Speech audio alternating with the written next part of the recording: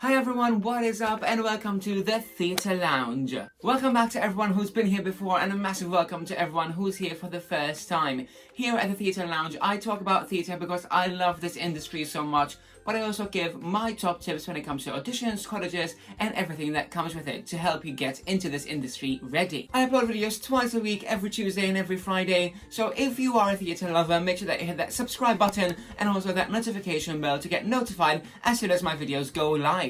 So for today's video, I wanted to celebrate the Mental Health Awareness Week. We all know that this is a big thing at the moment, and I just wanted to share my piece in regards with it, in regards with theatre and mental health and how they can support each other as well. Now before I get going with the video, I've got a couple of things to tell you. So first of all, I am hosting my first ever giveaway, and this giveaway will be closing tomorrow at 12. So make sure that you head on over to my Instagram account at the Theatre Lounge and enter this giveaway to be in a chance of winning.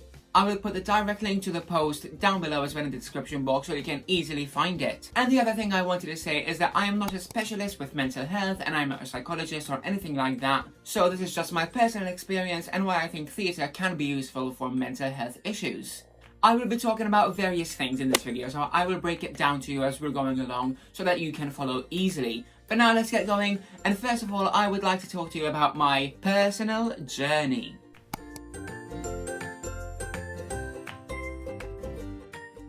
So personally, I've had quite the ride with mental health. I've had my ups and I've had my lows as well, as I'm sure quite a lot of us have. From a young age, I always wanted to perform and be in this performance industry, and that was always my goal.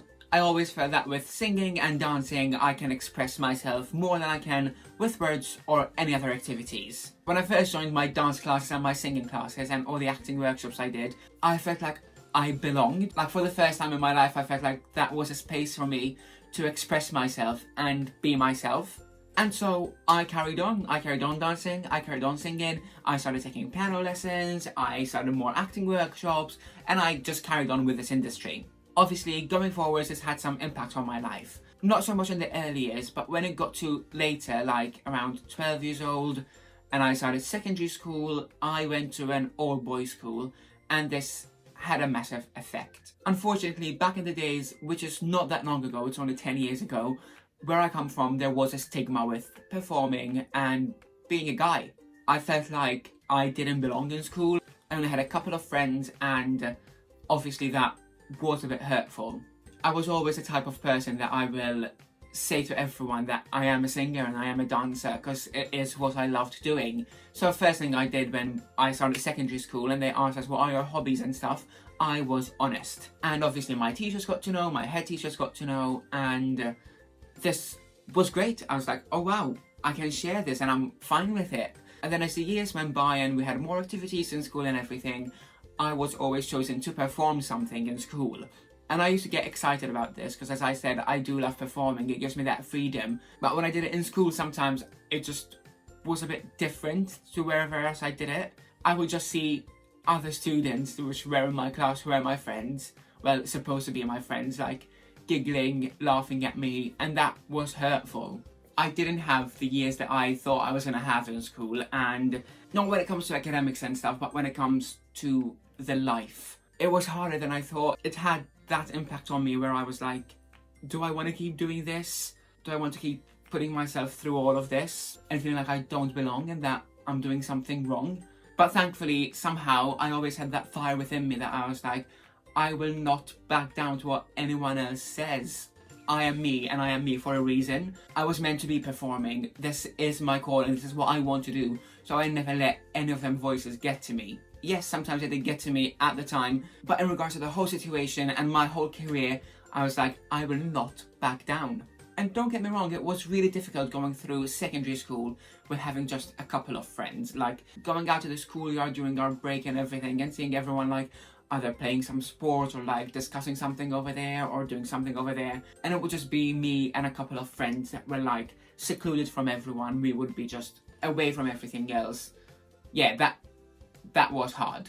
But never mind, because I went through it, I rose above it, and that is all that matters. So after I went to secondary school, I started going to sixth form, and then halfway through my first year in sixth form, I was like, nope, this is not what I want to do. I don't want to study French and English anymore. I want to perform. I want to chase my dreams. I want to get a career in performing. So what I did is I dropped out. Yep, I started working full-time back in Malta to save up to go to college in London. And that happened quite quickly. I dropped out from school in April, and then I was out in London that September. So I only had a couple of months to do it.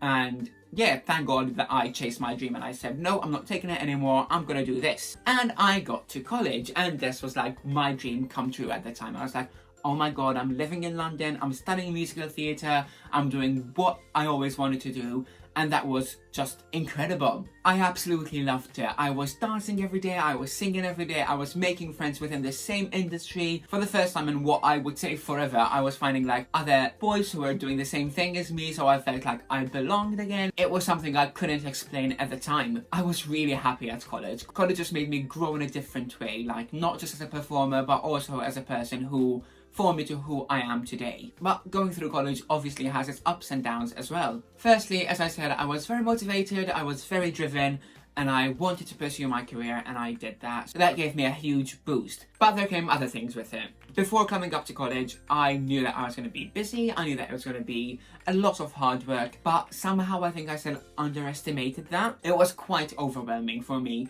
Like, I didn't realise that I had to go to college early hours in the morning and then not leave till late hours in the night. It was just like, wow. Like, everyone I knew back in Malta who went to university will probably have like 5 hours off a day, or like have 3 hours at uni a day, and I was like, whoa guys, I'm actually in college for like 14 hours every single day. But nowadays I'm so thankful for it. I'm so thankful that I've done it and I've got to where I am today, as I said. So then when I felt like I was getting hold of the whole situation with college and how to deal with college, I graduated. Yeah, 3 years went by so quick.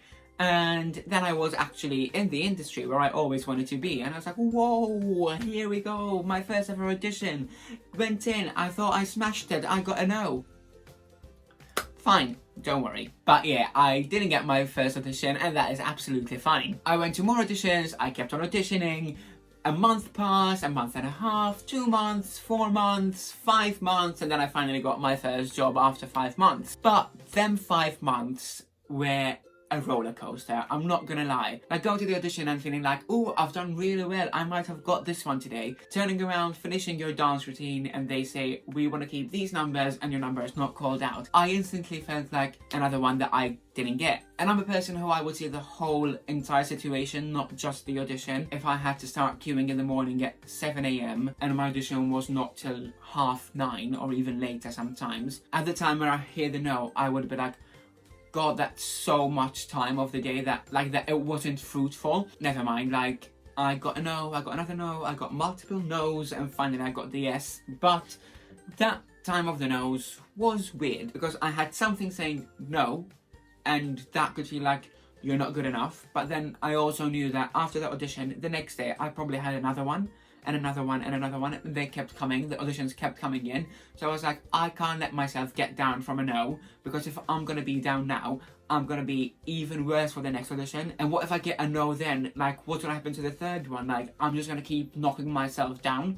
So I was like, yeah, fair enough, have that 1 hour, 2 hours of sulking and be like, oh, I wish I got that audition, I wish I got that job. I just didn't let it get to me, get into my head. Had that determination that I said, okay, one door closes, another one will open. Someday I will get my dream. I was also lucky at the time that I was working in a theatre office, so that helped me because they knew me, they knew I wanted to perform. So if I needed time off for auditions, I would get it. And that made me feel like I should give even more to this place because they were so understanding of me that it was just incredible. So that also kept me positive and kept me working towards something. But do not get me wrong, I definitely know how it feels to get a no and how down that can get you and what effect that can have. But as I said, one door closes, another one opens, some opportunity is coming soon. So if you're at that stage when you're auditioning and you seem like you can't get a job, don't worry, hang on tight, this industry is brilliant. You will find your right space, the right audition will come that you will get, that you will ace, and then you'll get the job that you belong in. But yes, that is my personal journey of how I had my ups, I had my downs. I still have my ups and downs on a day-to-day basis as well, but I just try and keep as positive as I can and power through because I know that there is a light at the end of the tunnel.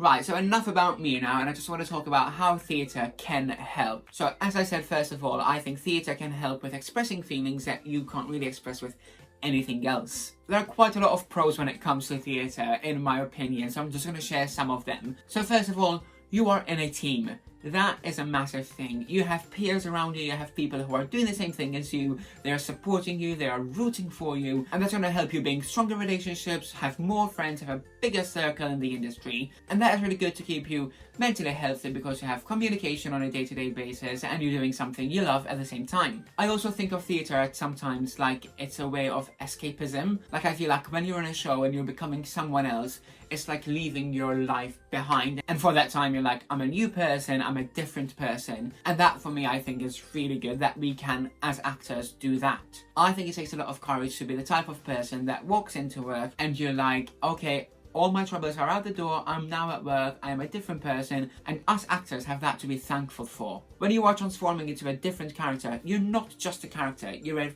full person. You are someone new, you are someone totally different to what your real person is. So yes, I feel like acting and theatre can be a great way of escapism. But also I think taking part in theatre is very rewarding.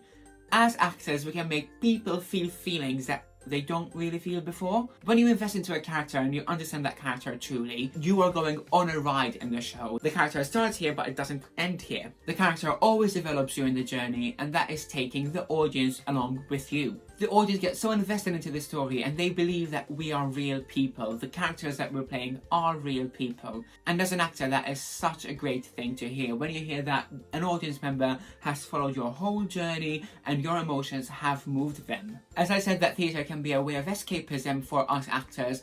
It can also be escapism for the audience members. They come to theatre to see someone else's life, someone else's story. Someone else's story.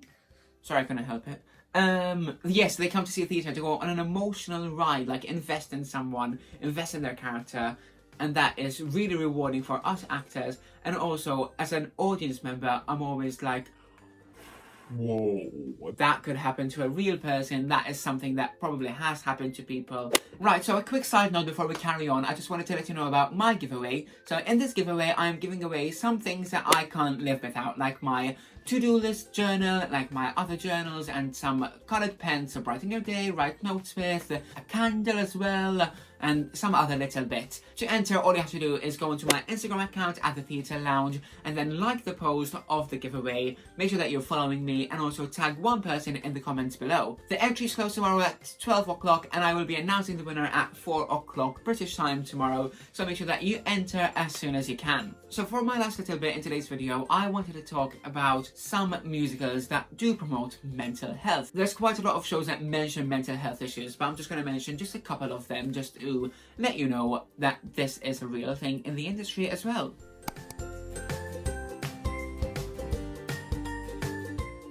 So the first show that comes to mind when I'm speaking about mental health issues has to be Dear Evan Hansen. I absolutely love this show. I think it's one of the most realist shows that came out recently, if you know what I mean. Like, it's a story that can easily happen to someone nowadays. It mentions things such as psychotherapy, medication, anxiety, and quite a lot more. So I think in recent years, musicals can become a bit more relatable in a way. Another show that definitely speaks about mental health issues has to be Next to Normal. Next to Normal speaks about how this mom, Diana, is going through the loss of her child, and it shows quite a lot in detail about Diana's life. It also promotes things such as trauma and family drama. So yes, this show can speak quite loud and clear to some families out there, and I think that is so necessary to have a show like this, to have people that can relate to it and feel like they belong. Another show that I think is quite popular and has to do with mental health has to be Heathers. Although it's not really in your face, I think Heathers speak a lot, like, in between the lines about this, especially with JD and how he lost his mum and how that might have an effect on him as a person to become what he has become. And also with Veronica and like having to change to become a Heather in a way, and that makes her feel like she belongs somewhere and she wants to be better than she is, whereas in real life, she didn't have to do that. But yeah, I think that Heathers actually might fit the bill as well. But there's also obviously more shows such as Be More Chill, there's Jagged Little Pill. There's quite a lot of shows that speak about mental health issues nowadays, and that is really good because, as I said, this is giving everyone in the world a chance to feel like they belong somewhere, a chance to be heard, and a chance to feel like someone else is going through this journey with them and no one is alone. Just another quick reminder that I'm not a specialist when it comes to mental health. I just wanted to share my journey and share my views about how theatre can be so helpful for mental health, and that is something that you should not pass. But saying that, if you do need a chat or anything and you don't find someone to talk to, I'm always going to be here for every one of you. So if you need to talk, find me on my social media. I will link everything down below. Come and find me and I will definitely have a chat if you need to. And actually, there's something else I wanted to say. Just don't be afraid to talk. Talk to your friends, talk to your families. If you want to talk to someone but you don't know who you want to talk to, you don't feel comfortable talking to anyone, find someone that you relate to and talk to them. Make sure that you speak your feelings, as that is the biggest thing. As I said, if you're watching this video and you do want to talk to someone and you can't find that special someone, I'm always going to be here to hear you and help you out as much as I can. So don't be afraid to hit me up and talk to me. Right, there we go. I hope that you have enjoyed this video today. Let me know how you think theatre can be helpful when it comes to mental health issues in the comments box below. I hope you've enjoyed this video. If you have, please give it the thumbs up, that will give it a like. And also hit that subscribe button and that little bell button next to it to get notified when I upload a video. I will see you all on Tuesday. Bye guys.